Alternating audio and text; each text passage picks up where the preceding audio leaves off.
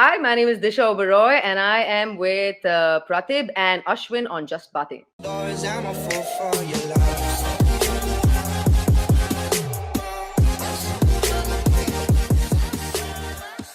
Hey guys, welcome back to Just Baatein. My name is Ashwin. It's yet another Sunday, which means it's yet another podcast. Of course, we have a very special guest, but like always, I have Praatibh alongside with me. Now, before I go to him though, you guys should go check out our Instagram reels because he's been making a few and he's at the forefront. He might as well be the next big thing. I mean, he always mesmerizes you with his thoughts anyway. Praatibh, sorry. But I had a birdie tell me that we might finally record an episode together. Is that true? Is that going to happen? Yeah, hopefully we have a couple of ideas in our mind, so hopefully we'll get something out. And obviously today, Sunday, have a lovely guest with us, and I'll just tell you a little bit about her. So she's won New York Film Festival's World's Best Radio Program Award in different categories for 4 years in a row, which is like in itself. And she's been in the radio jockey. She's been a radio jockey for around 11 years now. And if you're from Bangalore, you've probably heard her on the radio. I'll be very surprised if you haven't. So, yeah, we're very pleased to have with us Disha Oberoi. Hi, you guys. I have a question for the both of you, Ashwin and Praatibh. Firstly, who is who in that little creative behind you? Praatibh, which one is who? Like, I was trying to figure, both of you have glasses, the hair looks pretty much the same. Right. How am I supposed to differentiate who's whom? So Ashwin, I am you'd the wanna take beard this one. guy. Yeah. I had a beard, and that's when we made the logo. Then I took it off. The one so on the right is you with the darker Yes. hair and Yeah, with yeah. the light brown hair. Okay. We haven't actually had anyone ask us that Yeah, before. Now, surprising. before we get into it and bombard you with questions, there's something in common between the three of us, apart from the obvious beauty that comes across your screen, of course. But all three of us have either gone to or are going to Manipal University, and you're a Manipal student yourself. Yes. Which one of So- you is going to Manipal? Both of us, actually. What course is this for? He's doing engineering, I'm doing business, and yeah. So I'm guessing MIT and TAPME. No, MIT and MIT and- DOC. DOC. Doing your Yeah. BBA. Yeah, I'm doing my PBA. I just wanted to make it fancy by calling it business. But we just wanted to ask you, what was it when you were going to college? Any special places you went to, or any memories that you hold on to? Yes, Manipal. I've been visiting my friends in different universities across India, but I personally might be a little biased, but I think Manipal is the best place to go and be at college.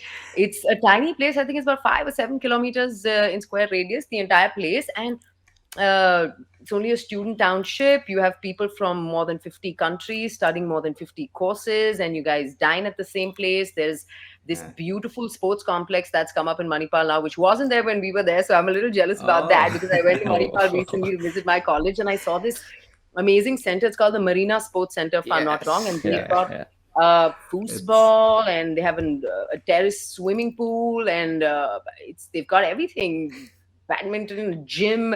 So yeah, I went there. I burnt up a little and I came back. So you guys have a lot of fun. It's absolutely beautiful. It's incredible. The nightlife is great. You're not too far from the coastline, so you get to go to the beach quite a bit. And Yeah, the true. food is not expensive. Weather can be a little challenging, but the energy is so high. And whether I you're guess into it's fine. theatre Yeah. or music or whatever you're into, there's enough room to pursue and sort of be a part of clubs and network and meet people. So yeah, great Yeah. place. Okay, cool, Disha. That was a fantastic start of the episode. Now I'll get right into sort of your journey. So yeah, before being an RJ, you were a flight attendant. Now, if I'm not wrong, you also pursued your degree in psychology. So where did that switch happen? Like from psychology, moving to flight attendant, and then to RJ. Can you tell us a little bit about it? So, I actually went to Manipal to study journalism. I was in MIC. You must have seen the college, which is actually a resort masquerading as a college. Okay. So I joined Manipal to study journalism, and my mother used to fly for the Indian Airlines when back in the day. So I would hear stories Okay. growing up about, those were the glory days of aviation. You'd go to the remotest part of India, from Srinagar to the northeast to the south to central, and you'd spend days, and it was a great part of her life. So I heard so much about it. I think it was somewhere at the back of my head that I want to travel as well. So I was in Bangalore doing an internship with an ad agency, Lintas. I was copywriting as an intern for them. And there was an opening for Jet Airways and there was an interview happening down the road. So my mom told me about it and she said just take as many interviews, because whether you take the job or you don't, it kind of gives you a perspective of where you are, how you stand, where you stand, what kind of questions do people ask, where do I need to get better. And I was all of 19, so I just finished my first Right. year in college. I was interning. This opportunity came up, so I went there as, just as warm up to take interviews. So I went there or attend interviews. So I went there and the interview worked out great. I got the job and I came back home and I said, now what? And mom wasn't prepared for this. She said, I just told you to go and take a couple of interviews to have some fun. I said, but I think there might be a possibility here. So my father said, how are you supposed to do this? You're in college. So we figured a way with the university where I could come and give the exams while I was flying full time as an employee for Jet Airways. So I started flying when I was 19 and I Wow. would come back and give my Wow. papers, and I'd finished in 2 years. Now, within 1 year of flying, I realized I can manage this, and I was this really hyper energetic person. So I said I can do some more with my time. So then I doubled it up with a psychology degree, and I Oh, cleared that okay. simultaneously. So I have a journalism degree, a psychology degree, and I was flying for Jet Airways. And it all happened sort of when I was 21, 22. I was done with 22 or so. I was done with both my degrees, and I had about 3, 4 years of flying. And yeah, so that's just how That's it happened. amazing.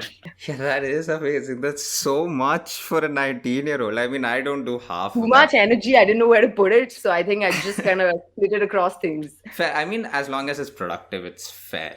Now, Yeah. from being a flight attendant, it's written everywhere. So we were reading about you, and it's we read that a lot of people told you that you have an incredible voice, and during the profession of flight attendant, they told you to make use of it. Now, you had two choices, right? You could have either listened to them, which you evidently did, or not. You could have continued being a flight attendant. You already had a degree in psychology, and you were doing great, I assuming.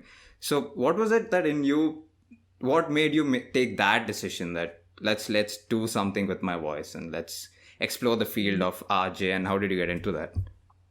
So none of these things I decided, they kind of happened to me. For example, when I was flying, at that point, Jet Airways, I think aviation was going through a rough patch, and a lot of people got laid off. A couple of airlines shut down.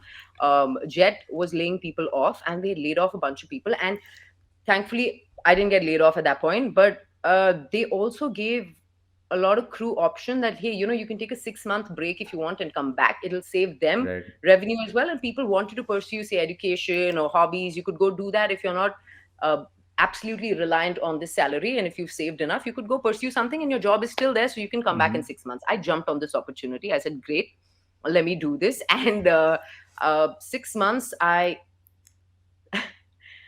blew every cent I had saved over the years, just doing so many bizarre things. And my parents are just so cool. They just said, all right, do what you want to do and have some fun. Because I was still really young and I'd sort of picked up a couple of degrees, and they said, okay, she's done a fair bit. Go have a little fun.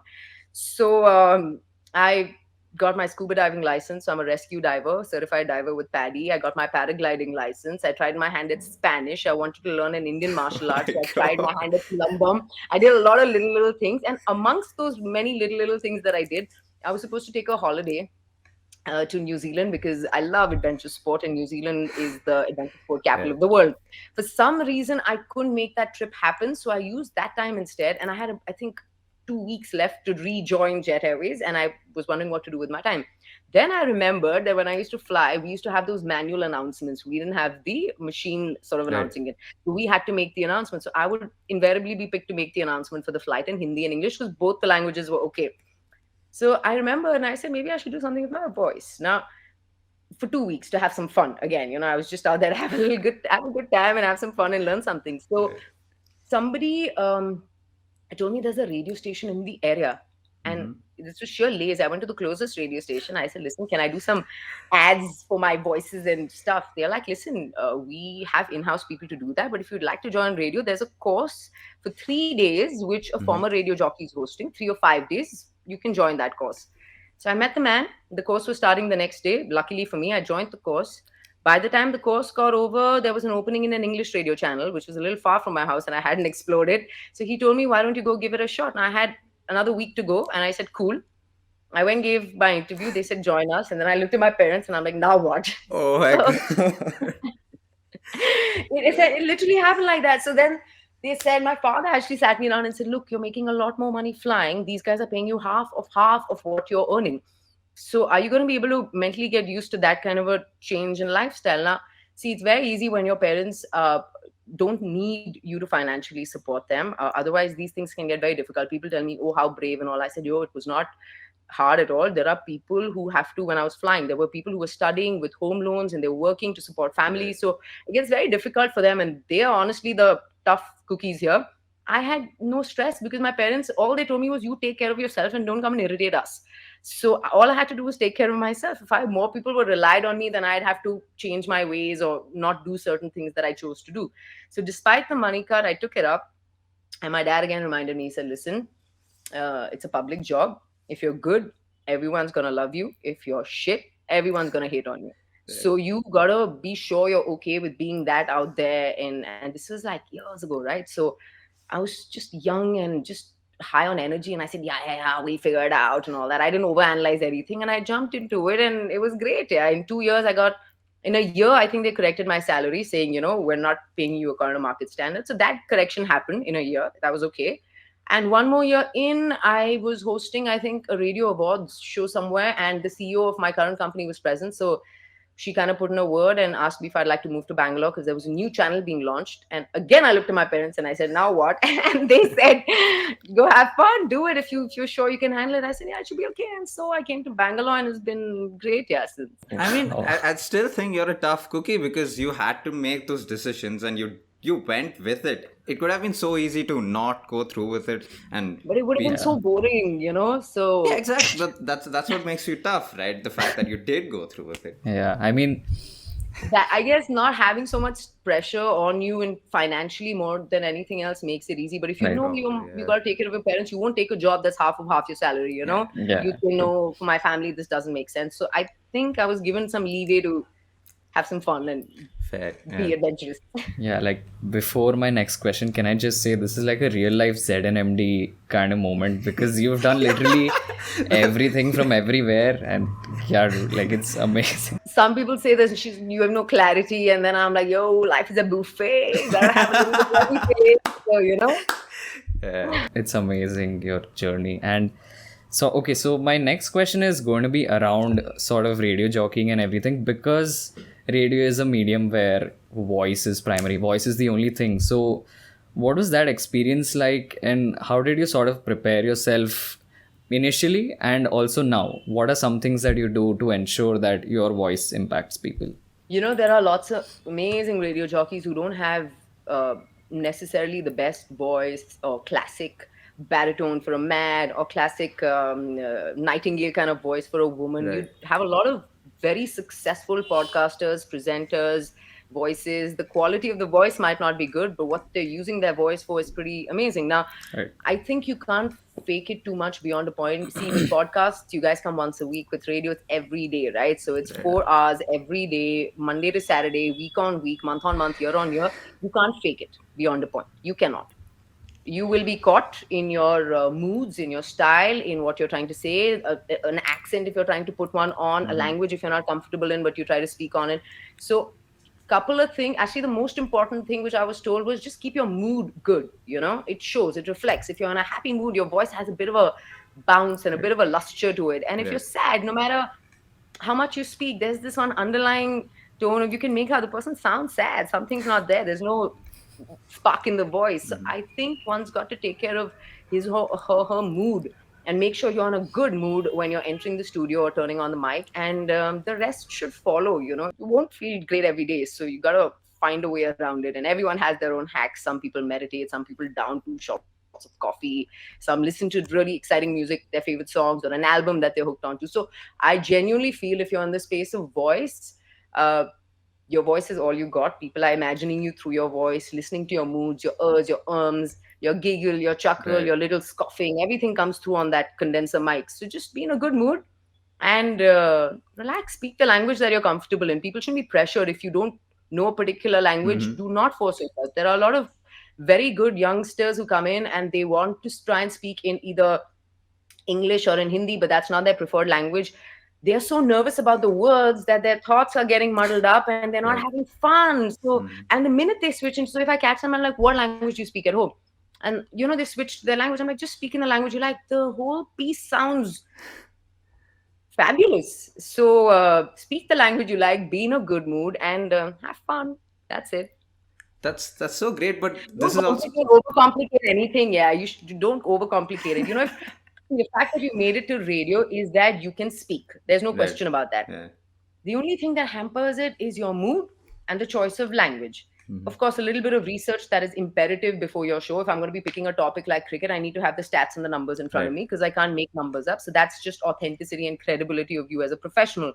But just as somebody who's presenting through voice, be in a good space, eat well, drink a lot, hydrate yourself, and sleep well. Basics, yeah, basics. If that's taken care of, you've worked out, there's good energy, you sound great. And if you've just not slept well and you're hungry and you're wearing smelly clothes, you just don't feel good. No matter what you do, you're going to sound like your clothes in. About the voice thing, like, is there, so you talked about like eating good food and everything. So is there certain food that you would avoid to sort of preserve your voice, or was that ever a concern? Yeah, I was Oh, told not to drink very cold water, yeah. not to have chilled beer. Right. Of course, I Right. didn't pay complete attention. So, Hmm. but you should. I would not recommend people to do that. Don't listen to me. Right. Do not push yourself too much. But one thing I do for sure is when I get off radio, right? I just keep my mouth shut for a few hours. I just don't talk to anybody. And I just like to rest my throat, and I don't want to exert it Right. beyond a point because my throat is used a little more than the average person's throat is. So I Yeah. gotta be slightly more careful with it. So I get Right. that 1-2 hours of just quiet and sip on some warm water, a little bit of honey, sets you up. But again, nothing too fancy. Just But Right. this is a great segue to the next question because you talked about your mood and talked about how you can't fake it. But I'm sure there are days when you don't yeah. want to do it or you don't feel up for it. So what do you do that helps you get into the zone and right once you're on air, you're at it. It's a little silly. I don't know how to put it, but it was not conscious. I think from the beginning, I knew I didn't have a choice. Right. It's a really weird sort of place where if you start giving yourself too many choices, right? I think sometimes too many choices can confuse you. And it's ironic I'm saying this after my entire shebang, but I think about a few things. If you know no other way, that's the only way to go, right? And Mm-hmm. the human mind and body is so capable of being trained to do anything. You can train the same body can survive in a minus 30 degrees and the same body can survive in 45 Right. plus. So the mind and the body of the human mind and body is extremely capable of being trained. I just think it takes you to just shut your head out. And I think it helped me because of my previous job as well. In flying, you don't have a choice. If my flight takes off at 7 a.m., I'm gonna have to be in the aircraft by 6 a.m., which Mm-hmm. means I'm gonna have to be at the airport by 5 a.m., which means my pickup is coming at 4, which means I need to be up at 3. I don't have a choice in the matter. So when you don't have a choice in the matter, you learn to rise to the occasion no matter what. Mm-hmm. Of course, there are those extreme exceptions where you're down in the dumps. Once in a while, to be honest with your listeners and tell them, I'm feeling a bit off today, you'll be surprised how much love comes back because you're largely pumping them. Once in a while, if Right. you're having a down day, and you be honest with your people and tell them, I don't know what it is, I'm feeling a bit off. The kind of love you get back saying, what's going on? Try this, eat that. You get into a conversation, laugh about something, and you just sort of move on. But I think when you give yourself too many choices, no, today I'm feeling a bit, I just didn't have a choice, whether it was flying or radio. Now, radio, imagine I do the morning show. I wake up in the morning, I'm not feeling up to it. I can't call, nobody's available. The show Right. has to go on. I have to, your line of work is such that I did not have a choice. So that never came to my mind that what do I do today not to go? I would just go. There was no other way. And I mean, till date, I think it's been 9 years on radio. I've not been late for a show, not once. Not once. I'm always there between 6:45 and 7, no matter what. So it's just this tuning that there is no choice. Gotta go, gotta go. And if you're sick, you got to inform one day prior at 6 p.m. because they have to find somebody else to get out of their schedule and move in because everybody works at different hours on radio, right? And your body clock is set. Right. You also realize that me not showing up is going to be really hard on somebody else because they have to do a 4-hour show plus do another 4-hour show 6 days a week. You get up and you go. And smartly, you plan your leaves in between to make sure that you don't get too burnt out. Mm-hmm. So I make sure I get my leaves once in 2-3 months, take 3 days here, 4 days here, release the stress, come back on. But there's no choice in the head. So I just, you got to do it. You got to do it. I mean, if this is if this isn't an example of you being a tough cookie, then I don't know what is. I mean, going straight I didn't at have a it. choice, man. If I had a choice, But I'd sit the snooze alarm, turn over, cuddle up with my cat for a bit, but I don't have a choice. still, the fact that you're going through with it should tell you something. Cool. First one stereotype about an RJ. That we play the music on the radio. Okay. Like we are choosing the playlist, that it's my song. So, yeah. The other day somebody messaged me and saying, Disha, you're in a very romantic mood today. I'm like, yo, it ain't my mood. No, but This then is yo, okay, right. who chooses it Oh, then? sorry, I don't choose music. No.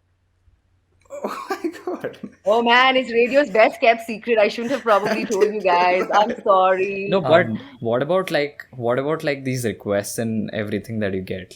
Requests are an exception. We obviously Okay. like play Okay. requests, Yeah. or if there's a Yeah. special song that we think is going in sync with that day. If Right. there's a but yeah, Right. look at Ashwin, he can't get over it. So the thing is, there's a very scientific method to programming on commercial radio channels. Okay. There's Okay. a music manager. There's in fact a role called music manager, Right. somebody Right. who manages the music to make sure that your radio station. See, for example, I work for a channel that is the one of the largest radio networks in the country, and they have over 60 channels. Right. The idea is it's a brand, right? No matter which city I go to, I want that flavor, that brand of this particular radio channel. Right. So you have to standardize a few certain things, that this is our music policy.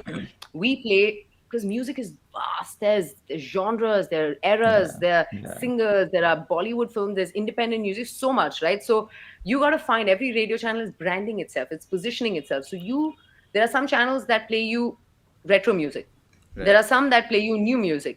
There are some that play a little bit of new music and a bit of, so every channel has its policy and base, because every RJ has their own taste, and we'll kind of keep confusing the entire flavor of the brand, and the brand has a standard music Right. policy which Right. has to be adhered to. So if I'm a fan of, say, an X radio channel, and I land in Mumbai and I want to listen to that channel because I like that channel, I know their style of conversations, their style of topics that they pick, the style of music that they play is up my alley, so I would tune into that channel. Right. So to Right, keep right. that uniformity for the brand, is why the music is also managed in a very scientific way, to make sure as much music is played, you don't repeat the same songs in the same hours. Because Right. if I like Right. one song, I'll somehow squeeze it in every day, right? And so Right. that kind of takes away from the variety that there should be on radio. So yes. Yeah. So the second question is an interaction while you were on air that caught you off guard. Quite a few actually. Once, one of the early ones was somebody called on the radio channel really psyched, and I picked it up, and he said, "Listen, I'm at the Whitefield station, and there's a man lying here, and I'm not sure if he's alive or dead." Okay. Now, for me, it was really bizarre to think that he didn't want to call 100, which is literally the Right. easiest number Yeah. and the Yeah. official number, but he decided to call our radio channel and Right. get in touch with me because he was paranoid. He didn't know what to do. So Yeah. even for me to initially take that on, and if it's live, you Right. you Yeah. are gauged by how you respond to these questions Right. on the spot. So Yeah. one's got to think on their feet. So these kind of things sometimes throw you off your feet. They'll ask you, "Listen, will you go on a date with me on live radio?" And you're just like, how do I take that? You Right. can't Yeah. shun it off. It's a compliment. You got to Yeah. handle it gracefully and see how you deal with it. Right. Somebody once called me and asked me who I was going to vote for at that election, Oh. and I was like, "I cannot do." So you have these kind of things that come along. Yeah. Our last question in this segment, I thought it was an interesting one for myself. I don't know for you, but Sure. if you could go back 10 years and spend time with that girl who you were 10 years ago, what's that one thing you would dislike about her? And what's that one thing she might dislike about you? I don't know, man. I think that girl would not like the fact that I'm not being as adventurous as I used to be now. I don't know if it's age catching up or what. Okay, but I've been told I've mellowed down. That's what my close people tell me. So I think that one would be upset that this one's not as up there as I used to be. And what would I dislike about me 10 years ago? I don't know that I didn't take up. My actually truly I wanted to play some sport for India. Okay, I wanted to wear the Oh. Indian jersey and play a sport because I used to play a lot of sport as a child. In fact, I was the only girl in my cricket coaching academy in Chennai because all my friends and family friends and brother, they used to go for cricket. And I said, I want to play cricket too. And dad said, why not go play cricket? So I was the only girl there. So I went in for coaching. I used to play squash at a junior level in Tamil Nadu and played basketball through college. I was in the college team and took part in triathlons much later. So I would have been upset that I didn't sort of push myself enough in sport. And I think I liked too many sports. So again, it just got distorted and I didn't sort of focus on one. So maybe that's what I wouldn't like about me 10 years back then. Yeah. I think this is also related to our next question. You were into a lot of sports. You still are. I'm pretty sure you're still into a lot of sports. And I can see a Michael Jordan poster behind you, a good one at that too. So And you also said that you have a certificate in scuba diving. What did sports mean to you? And what does scuba diving... I've heard from people who dive saying that with every dive you have something new to learn.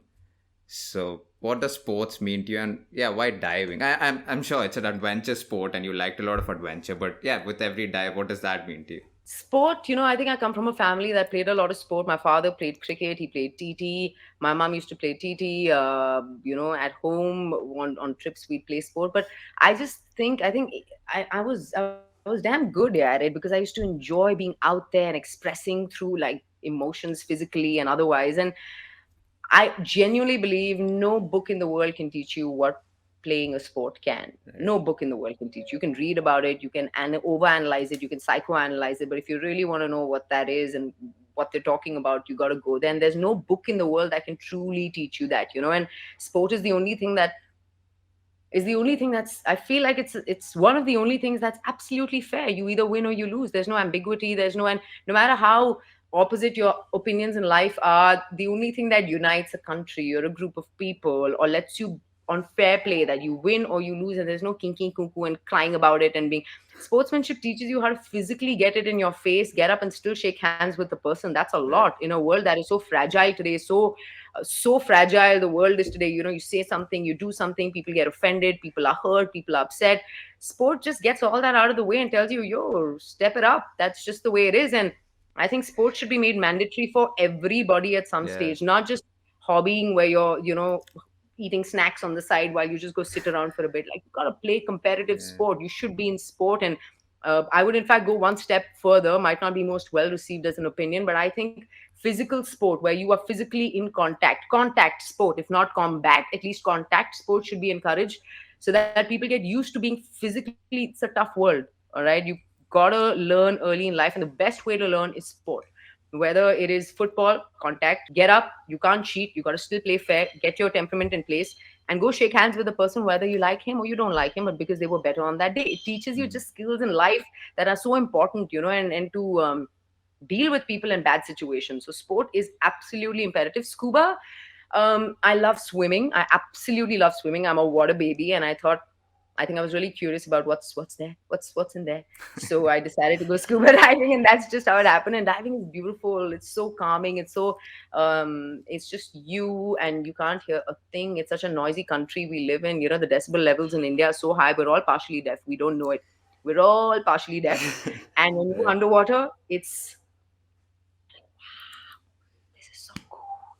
And then you go night diving, and you know how you have nocturnal birds and animals, you have nocturnal sea creatures. So if you go night diving, there are certain creatures that come out only in the night. And you can't panic. You cannot, because your body is slowed down. So it just teaches you how to take it easy, and not get all crazy. And for someone like me who's so high on energy, I thought it was a beautiful pairing of my Right. natural energies to be put in that sort of an environment. Because inside me there was so much going on, but physically I couldn't do anything because water was slowing me down. And you can't panic. And I think I got really cool in my head after paragliding and diving, because I think I performed very well. And the bigger the crisis, the better I perform. The smaller the crisis, the more useless I can be. So I just realized it kind of worked for me that way, because when you paraglide, you literally run off the cliff, and you don't have a parachute, you have a glider, and you can't panic. Yeah. What can you do? You can't do Right. anything. Gotta calm it. So it just kind of teaches you at a pinnacle where you're off a cliff in the water. Hmm. How do you just pull back on your, and like stress? These days, words like anxiety, stress, panic, this, that is so much. I think sports is the answer. Get everybody on a sport field or in the water, or just Yeah. push them off a diving board or something and say, go swim, go learn. People will get tougher and get better. I think just handling stuff in life in general. Yeah, I think both Ashwin and I also resonate with literally everything you've just said, because we both as well are like big time into sports. So yeah, like we completely understand where you're coming from. And I'm sure most people will receive it pretty well. So yeah. And talking about sort of the social side of things, uh, no horns while driving, solid waste segregation, anti road rage, and you also took up initiatives to promote digital India. So, when was the first time you sort of realized that your voice makes a difference, and also why did you feel that you had to do something in this area? I didn't know it was making a difference. I we something had come up, I think, on radio, and you have an ability to naturally handle certain topics better Right. than the others. You guys have been podcasting for a while. I saw the kind of work you've done. You've done a whole range of topics, and I'm sure you've realized that sometimes when this comes up, I'm in my element. I feel like I can talk more and I Right. perform better. And in certain things, you have to try a little more than the other, but you're still trying. So that's appreciated. But it just came to me that it was easy for me to simplify these concepts and sort of break it down and put it out in a way that didn't seem like I was condescending or sort of being their school teacher about it. It came across as two people just sort of talking about a perspective to a particular situation. The response was great, and I think one normally reacts or responds to the kind of energies that come back from the other side, right? You put something out, and your energy sort of modifies based on what's coming back to you. So what came back to me from the people um, was understanding. They were getting what I was trying to say, and it wasn't like there was a disconnect, and they didn't feel like I was sort of trying to drill. This is right. You must do this. This is Right. what one should do. And this is the way to do it. So nobody likes that. We're all full-grown adults. You can talk about it, share perspectives, and I gave them the opportunity to share as many point of views as well. So what we tried to do is just have multiple perspectives, because there's no right, there's no wrong. Everyone has their own truth, and what's right to you might be wrong to somebody else. The idea is just to keep an open mind to various perspectives. And I realized with things like this, I could put the message out in a way that they were understanding, and even the ones who disagreed didn't sort of hate me and didn't not want to Right. call. They would call and say, no, I think you're wrong. And I like the fact that we could build that comfort with our listeners, where they would call and say, what, Disha, this is not right, how can you say this? They would get personal about it, and I loved that. I genuinely loved that. So I think that's why it kind of picked momentum, and every time something would come up, they would reach out and I would give them a shout out and people would respond. So you kind of build as it flows. It's called a running fabric, as they say on radio, or Mm-hmm. these jargons that you use, where you start a topic and it just picks up so well that you start running with it. So there's no major pre-planning. It starts coming to you. One expert will call you saying, hey, I'm a pro at this field, I want to put my 2 cents in. Somebody else calls and gives you like an auto driver's perspective on it. Somebody calls you and gives you an IT guy's perspective on it. So as long as you are open to receiving, uh, honestly, any topic can be picked up. I think you can essentially discuss anything, as long as you let people know it's a friendly place Right. to have differences. We're not looking for people who just agree with me or disagree with me. So that was the aim. It worked, and I saw results on ground, and makes you feel like, hey, not bad. I'm just not yapping away. Something's come off it. Yeah, I mean, in this current world, find it a rarity that people are open to receiving different opinions, and especially opinions that aren't in line with what you believe in. But the fact that you can do it is great. I mean, it's fantastic that you can do it. Now, The belief today is, I don't know, you guys can tell me if you felt this, that if you agree with someone, that means you agree with everything they say. And if you yeah, disagree with someone, that means you disagree with everything they say. And if I disagree with you, I don't like you or I hate you. And if I agree with you, I love you. There's not one person in the world who you'll agree with on anything, not even yourself. You'll be contradicting yourself all your life. So sometimes when you just say kudos to somebody about something, they think, oh, you are in sync with their being and their ideology and their philosophy. And that is such a petty small way of looking and thinking at things. And that's why everyone's so agitated all the time. It's cool, yeah, he wants to think like that, cool, bad, no problem. I think you're an idiot, yeah, you're an idiot, and move on. Like, it needs to be a little more relaxed, right? What's with all the stress? So yeah, as long as you can keep it open and you can just say, cool, you think that way, I think no, how can you think that? Stop, what's up? Relax, everybody. So yeah, I think that's what helps. Yeah, when you're dealing with sensitive issues, if you can be open to everyone's point of view, it'll fly. You can pick any topic for that matter. The most controversial thing also can be picked up, as long as you're open to learning and you don't go in on this high mighty horse and I know it all and you're an idiot. So yeah. Yeah, I think Praatibh and I will completely agree on this, because we had a conversation about this last week and it was exactly along the same lines. It's great that we have people around you in this world. Now, I know that we can talk to you forever. I mean, we can at least ask you questions forever, because it's so great to just listen to you, but we have to end it because of the time constraint. And this is how we've been ending the episodes. Are you a coffee or a tea person? Neither, but if I was forced to drink one, maybe chai. Yes! If I was forced. Thank you. Chai. Okay. I don't think either, dude. I actually don't. But if I had to, and it was just compelling weather, kadak chai. I That's my bet. completely agree. I mean, guys, I'm so happy. You're the first guest who's gone with chai. And Really? yes, makes me very Everybody happy. says coffee. Unfortunately, yes. Surprisingly. It's the best again. But yes, Disha, thank you so much for joining in. I mean, Thanks, I at guys. least know, and I can speak for Praatibh, that I'm so hyped up after this episode. I think I can go for a run. There's so much Yeah, energy true. in you. And just listening to you. Go for it, dude. Enjoy the adrenaline and just run away from all the negativity. There's too much around us all the time. Just That's run true. like the wind. That's true. Thank you so much. What a great way to end this episode, guys. You know what we do. Wednesday's a cricket episode. Sunday's an episode with guests from all around the world and all walks of life. You heard her. I mean, how great is she? We'll put her Instagram in the description below. Not that you don't know who she is already. Right. But yes, thank you so much for watching. Picture अभी बाकी Thank And you. listen, it's an open invitation. Come by to the Radius channel and I will show you around the studio. Whoa! It's an That's open, really kind of you. guaranteed invitation. You just hit me up one of the days. Come by. I'll take you on a tour. We'll get you inside the studio. You all have been podcasting from home. Let's get you into a real legit studio for a change.